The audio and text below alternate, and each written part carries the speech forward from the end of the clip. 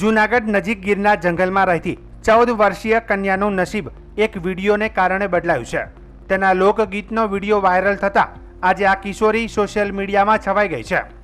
તાજેતરમાં સાંસદ રાજેશ ચુડાસમા ભેસાણા તાલુકાનું ગિરનાર જંગલ બોર્ડર અડીને આવેલા સામતપરા ગામ પાસે નેસમાં ચા પીવા માટે રોકાયા હતા।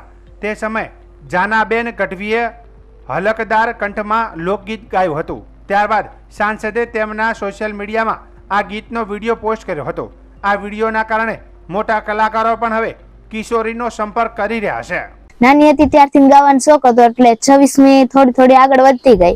પછી 26મી જાન્યુઆરીની શાળામાં, પછી 15મી ઓગસ્ટ આવી કલા ઉત્સવ, એમાં ભાગ લેતી અને એમાંથી પછી આવી રીતે આગળ વધી ગઈ। મોટી થઈને ભગવાનની દયા થાય તો કલાકાર બની જાય। પહેલા ધોરણમાં ભણતી હતી, અહીંયાથી મારી દીકરી ગાતી હતી, પણ કોઈ હાથ ઝાલવા વાળું હતું નહીં સાહેબ।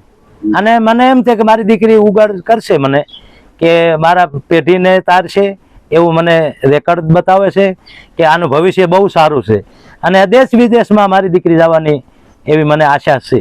નેસડામાં ચારણ અને ગઢવી અને જે માલધારી સમાજ રહેતો હોય, જે પશુપાલક રહેતો હોય છે, એનું જીવન ધોરણ કેવું હોય, ગામડામાં આગતા સ્વાગતા નેસડામાં કેવી હોય, એક ગીતના માધ્યમથી આપણે લોકશાહીના માધ્યમથી એમણે વર્ણવી અને અદ્ભુત રચના એ દીકરીએ સંભળાવી। ત્યારે એક વિડીયોના માધ્યમથી મેં પ્રયત્ન કર્યો હતો કે આ દીકરીનો અવાજ લોકો સુધી પહોંચે।